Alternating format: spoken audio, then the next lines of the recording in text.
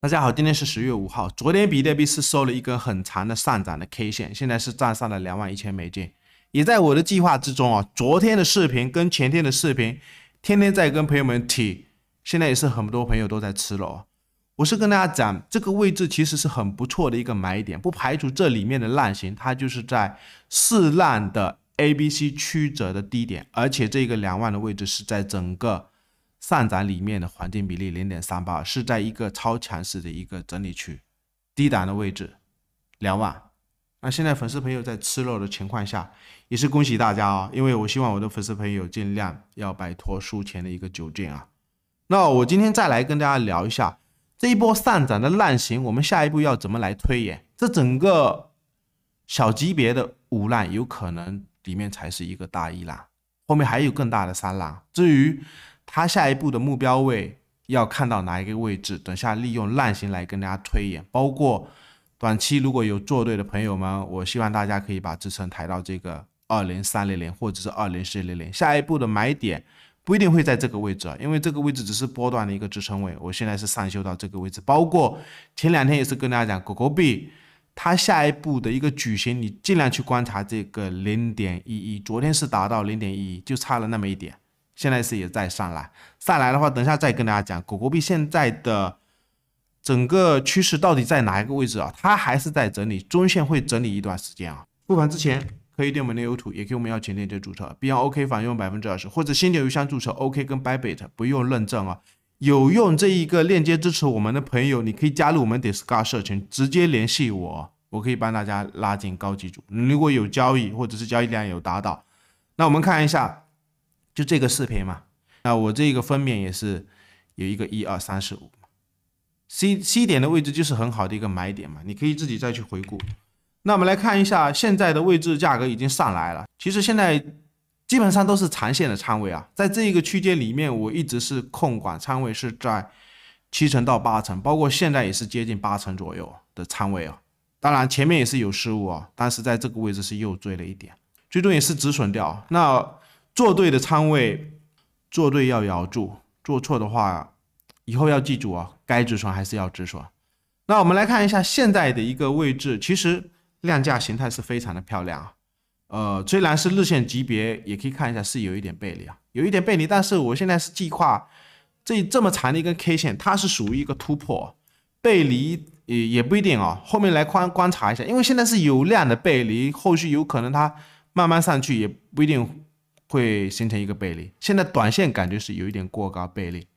不一定啊，因为现在是有量，你尽量看是一个很大的一个量，不排除还有高点啊。所以我的观点是，手上我们在吃肉或者是朋友们做对的情况下，你给我抱住啊，抱住。但是这一波我们要去观察一下，我前几天有跟大家讲过，我们用裸 K 来观察，就这个5浪，它这里面不是有一个，如果是从这个位置开始算，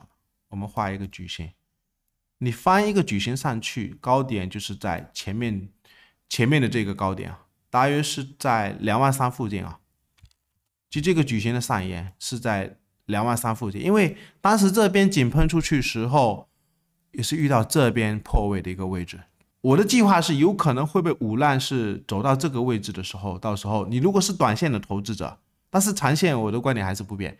有可能这个位置不一定会是一个压力区，它如果是走到5浪的时候，这边会不会开始形成一个整理，然后看会不会再去突破，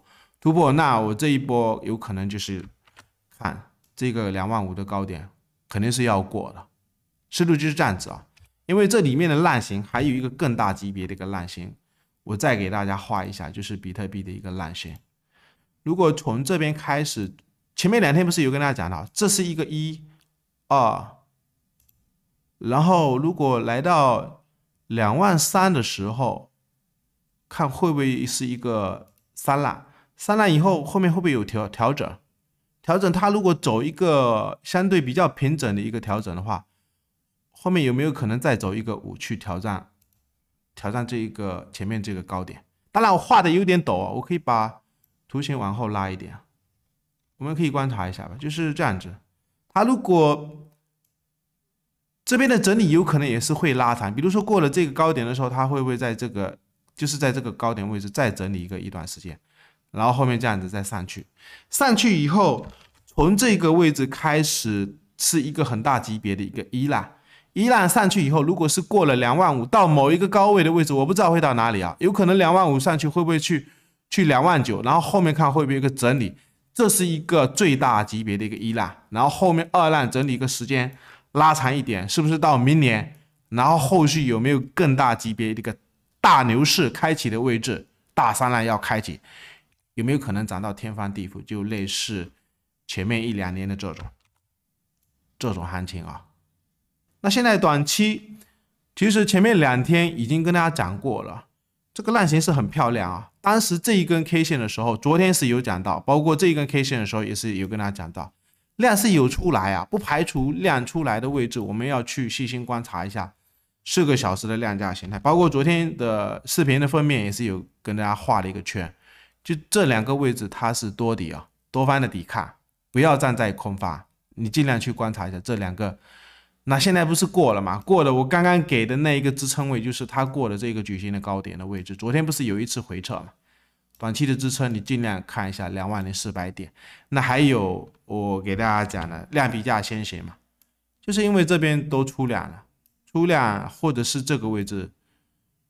这一根量的前面就已经盖过了这一个空方的量的，所以不排除下去我也是喊了2天嘛，你可以去占主力的便宜。至于以太坊也是讲了几天，其实很多朋友在讲，我最近不讲以太坊，我跟大家讲，我个人的仓位最重的还是这个以太坊，狗狗币跟比特币其实占的量还不算是多，最多的还是这个以太坊，因为我看长线还是看这个以太坊，我也不知道要怎么分析它的短线，因为一直都在看长线哦。那如果要讲的话，就是这样子啊，这个区间不是过吗？过的话，短期如果要再观察，我们可以看一下。就是你下一步去留意一下这个250 MA 会不会是一个目标位，因为这条均线它还是往下的，其他的均线都还可以啊，就是成本这边的成本，包括这边的成本都在保护，只要下一步慢慢看整理到位，如果是来到这个位置会不会再整理，就类似那个比特币的推演。那另外狗狗币其实也是在看长线，因为仓位占我的比例里面不是最重的一块啊。以太坊是最重的，那这个狗狗币我的观点还是一样，你如果是短线的投资者，我前面是有跟大家讲到奔走型整理啊，这2根跟比特币的那2根奔走型整理是很像，你再观察一下，它有可能还是在这个区间。短线我们尽量就观察，它现在开始盘这个10 MA 啊，就是这一次是跌到10 MA 附近，其实也是不错的一个买点，我给的那个 0.1， 但是整个中线我的观点是这样子啊，它这一步开始会整理啊。整理你尽量去这个区间的低档去买，